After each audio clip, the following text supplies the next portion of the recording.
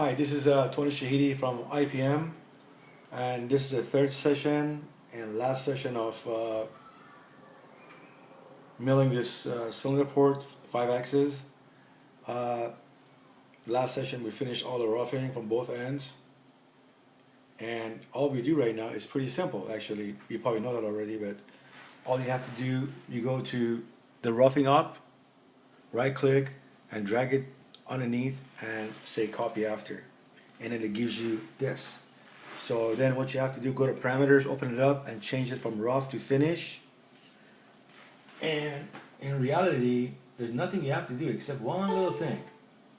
So offset was 30,000 before, now you make it 0. Everything else same. Same toolpath, no port expert, same tool, same cut pattern, everything is same, collision, same thing. So all you have to do in this situation, just zero out your rough and do toolpaths, and that's it. Here we go again. This is a finish pass for you. Slow it down a little bit. There it goes. Do it from first up, first side. He's doing a helix job, 50 thousandths, all the way down to the middle of the part and a little overlap before it goes to the other end. He's going to go all the way down, finish that. What you have to do on your rough up, you use 50 thousandths for the helix to drop down every pass. And for finish pass, I like to give it a lot smaller number, anywhere from 5 to 2 thousandths only, and then my cut tolerance I go down to maybe like 1 thousandths or maybe 8/10, and that will give you better surface, better deviation, and better control of your tool inside of that port. And I suggest always backplot everything. If you have a solid, what you have to do, you go to your stocks, and then basically all you have to do is for a solid, for a stock, you use a solid, and you choose solid, and as it gives you an option, you open it up. All you have to do, just go click on a solid for the whole thing, you know. Not only one surface, but make sure you do all the surfaces, and basically that's all it is. Just it will give you stock with the exterior shape of this, right? And once you got that, then you can start machining, roughing, and finish. So, but in this situation, we only have surfaces, and to create a solid from surfaces like that, with that shape, basically, on a cylinder port, and it's going to rotate to the other side.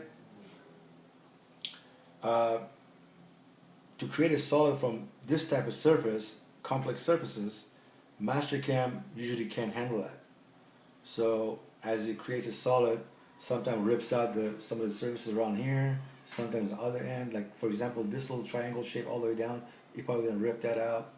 It's going to rip the bottom out because it's a complex surface, and in reality, you should always make it from a solid first, then you can translate to surfaces, right?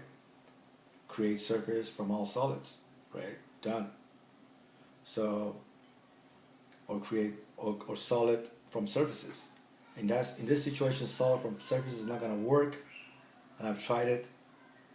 So it's always nice to have a solid, and if you have a solid from engineer, all you have to just load it up to your stock and then machine inside of it, and that way you can verify everything.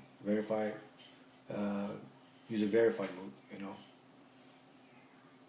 Anyways, this Tony Shahidi, it's gonna go for a little bit. I can put it on a fast forward. It's gonna go real fast. Something about machining, always got to keep in mind. Machining 5-axis and multi-axis and multi-surface, it can be very complex, and it can really get on your nerves sometimes. So the idea is to keep calm, keep cool, do one step at a time, and do it right the first time. verify it, check it, everything else, make sure there's no crash, nothing like that. Make sure it looks good before you send it out. Because 5-axis machining, if the machine crashes, it's not usually pretty, you know, it's not pretty at all. And most of the time you lose the spindle. So it's always nice to spend a little bit of time. It's 5-axis. I'm sure your employer will give you time to do stuff like that because not too many people can do it, first of all. And deliver a good program right at the beginning and share your information with others. You know, if somebody needs help, help them out, because when you help someone, somebody will help you later. Something will help you later. So don't be a stingy programmer. I've been programming for 20 years. I started Mastercam at 3.1, you know, version 3.1 was on DOS. That's when Mastercam just came out. It was 21 years ago maybe. And I stayed with the Mastercam for 20 years already, and I wrote probably over 2,000 programs already. And I never stopped studying. I always learn more. Everything comes out. My next step will be mill turn and 7-axis. So never stop your understanding, never stop your study, and do investigation before you do anything. Just, you know, before you do it, plan your tool paths, and if it's not right, if this plan is wrong and like that, don't get aggravated. Just try to deal with it, and that's the best program you can do. By getting agitated and aggravated, your program will have problems. I guarantee that. Thank you again, Tony Shahidi, IPM.